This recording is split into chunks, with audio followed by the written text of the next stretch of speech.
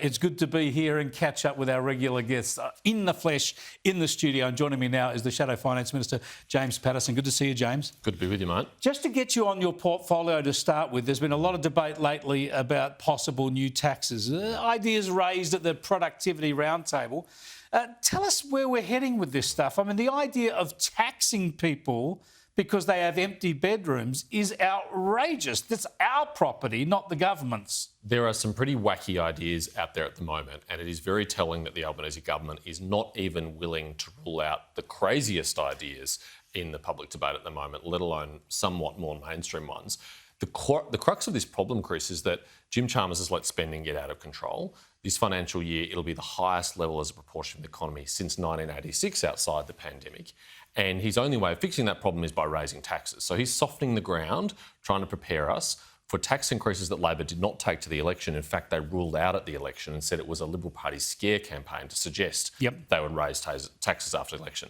But that is where I fear we are headed, particularly with their coalition partners in the Greens, helping them to control the Senate. It looks like the Productivity Roundtable was really an idea to build up and pretend there's a consensus for some of these ideas. Here's the Assistant Treasurer.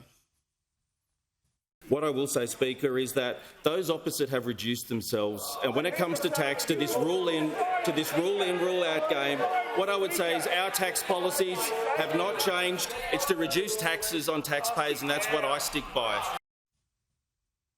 Well, there you are, James. It's pretty clear there. They refuse to rule out any tax increases. If they weren't going to increase taxes, the easiest thing in the world would be to say we're not going to increase taxes.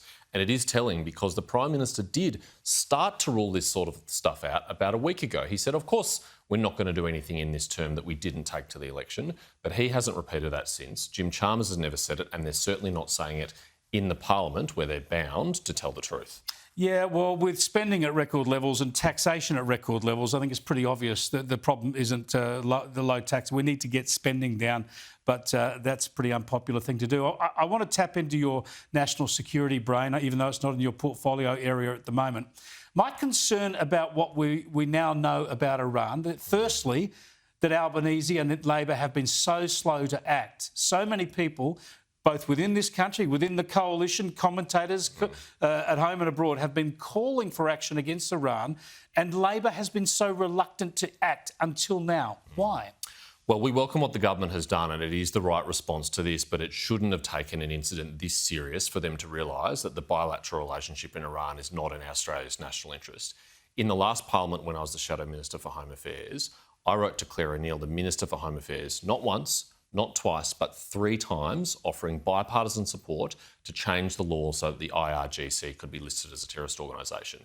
And the government responded to me and my colleagues like Claire Chandler and Simon Birmingham and others and said not only this could not be done, but it should not be done because it would damage our bilateral relationship with Iran. Now, at the very same time that we were anxiously worrying about our bilateral relationship with Iran, they were setting synagogues on fire in our community. So obviously the Iranians weren't too worried about the state of the bilateral relationship. I think that's the lesson here for the future. Never again put a greater weight on a bilateral relationship with a despotic regime than your own national interest and your own national security.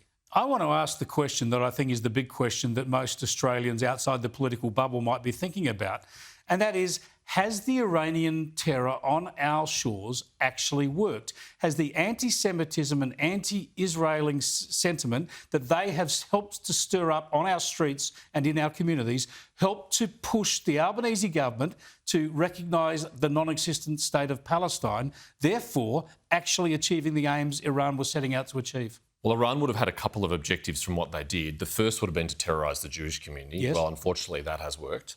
The second was to divide our country. Unfortunately, that has worked. And the third is to influence our foreign policy. And it appears that that has worked too. And I think it is particularly shameful on this government that they have bowed to that pressure, that they've bowed to that incitement, that they've bowed to that state-sponsored terror. Thanks for joining us, James. Good to see you. Thank you. Senator James Paterson there, the Shadow Finance Minister.